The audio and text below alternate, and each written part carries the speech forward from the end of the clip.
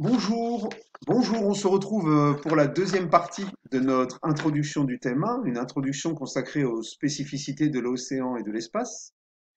Hier, nous avions étudié les deux premières parties de cette introduction, à savoir la maîtrise progressive des océans et la maîtrise récente de l'espace.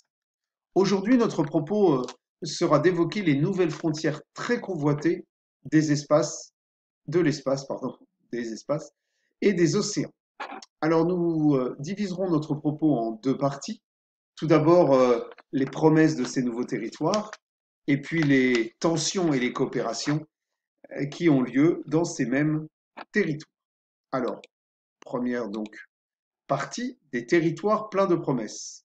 Donc deux questions qui s'appliqueront également à notre partie 1 et 2 sur les océans et l'espace.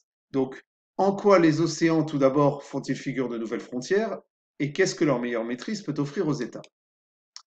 Donc, la conquête des abysses, un exemple avec la Chine, hein, un programme qui s'appelle le projet HADES et qui a pour ambition d'installer un avant-poste sous-marin dans la fosse de Manille en mer de Chine méridionale pour étudier l'activité sismique de cette zone qui est située au contact de deux plaques, l'Eurasienne et la Pacifique, notamment pour la prévention des tsunamis qui frappent ces régions.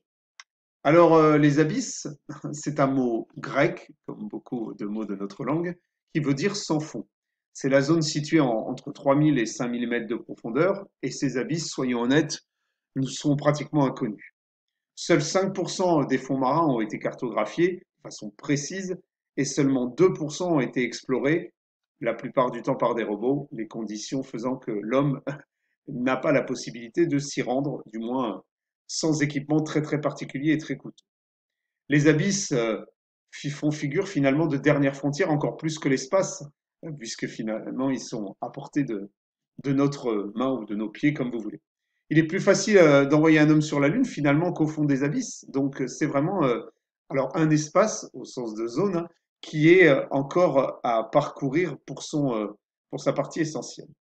Alors, la conquête de l'espace génère évidemment du prestige, des abysses, pardon, génère du prestige hein, pour les puissances qui s'y imposent.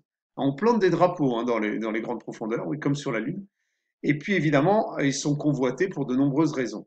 Alors, comme vous pouvez le voir sur ce tableau, hein, il y a des ressources nombreuses, hein, alors des ressources halieutiques, hein, mais aussi des ressources minérales. On peut penser aux hydrocarbures offshore, aux métaux rares utiles dans la production de haute technologie, aux ressources halieutiques avec des espèces de poissons comestibles qui sont en eau profonde, comme le poisson empereur. Et puis, c'est également évidemment une zone d'importance stratégique. 90% du commerce mondial y transite. Il y a également la présence hein, des câbles sous-marins qui sont évidemment vitaux pour notre Internet notamment.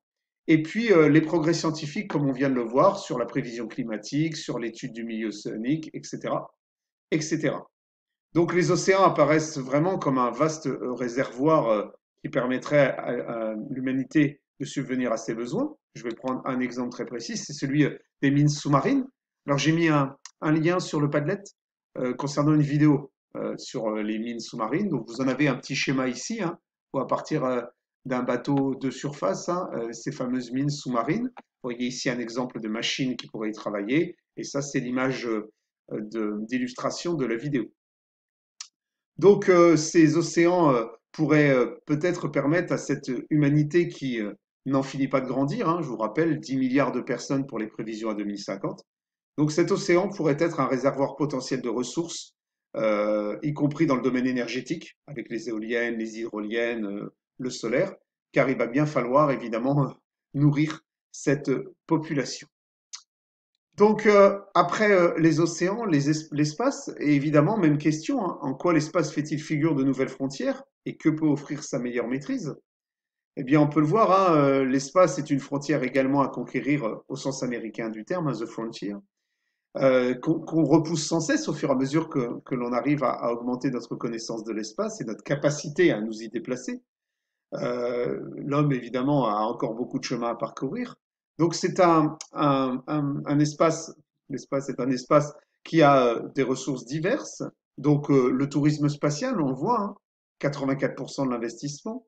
mais également les ressources, qu'elles soient gazières comme l'hélium-3, minières, on le voit à 12% comme le platine, l'eau, l'énergie solaire, et puis diverses perspectives d'activités nouvelles, hein, on l'a vu avec le tourisme spatial notamment, mais aussi des stockages divers.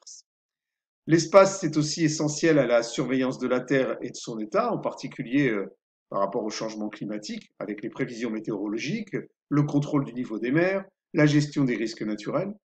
Et puis la course à l'espace est génératrice d'innovation, hein, qui renforce la puissance des États qui les maîtrisent.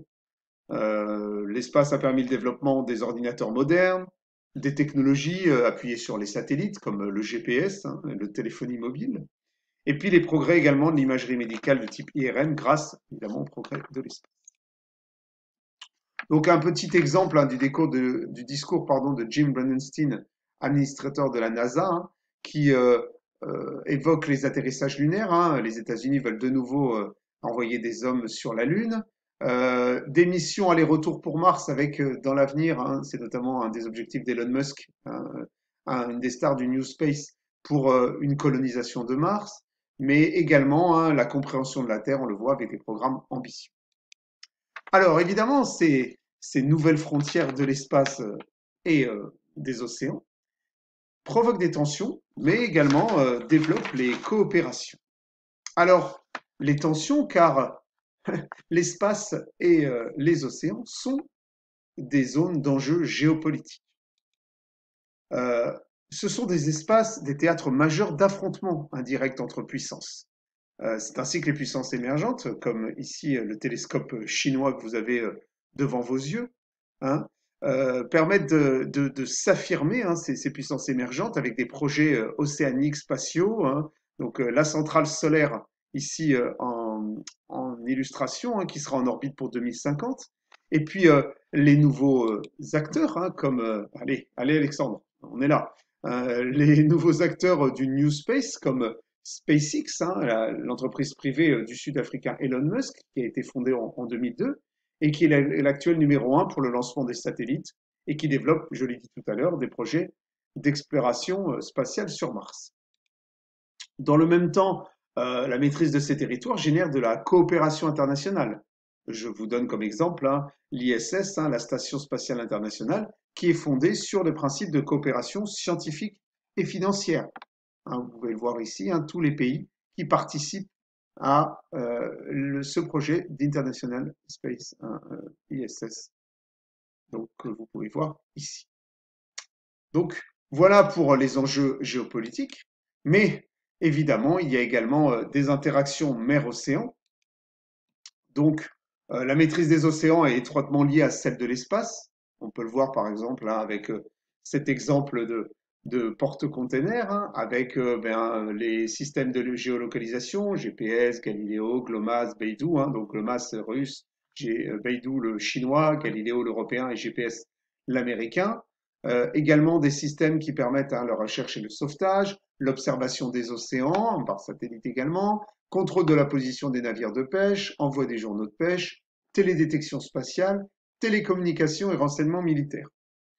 Donc, la plus grande partie des communications en mer et des systèmes de suivi reposent sur les réseaux satellitaires, comme vous pouvez le voir. De même, en 1982, le système satellitaire COSPAS-SARSAT, dédié aux opérations de recherche et de sauvetage, a été lancé. C'est un système, vous l'avez ici, hein, COPS-SARSAT, donc qui est commun entre la France, le Canada, les États-Unis et l'URSS. Et puis enfin, hein, l'imagerie satellite permet d'aider à la préservation de l'environnement océanique. Hein, en 2007, l'Agence européenne de sécurité maritime, l'EMSA, a lancé le système satellitaire CleanSeaNet pour détecter les marées noires dans les eaux européennes. En conclusion, on peut dire que les océans et les espaces partagent plusieurs caractéristiques. Ce sont des espaces lointains, en libre accès, qui présentent bien sûr des conditions extrêmes, qui nécessitent des coûts très élevés pour leur exploration, ce qui suppose la coopération, qui sont en cours de territorialisation, puisqu'ils font l'objet en effet de luttes entre les grandes puissances, hein, espace et océan, qui ont un potentiel de ressources, on l'a vu, assez important, et qui évidemment sont également à l'origine d'une maîtrise stratégique, notamment dans la nouvelle lutte entre États-Unis et Chine.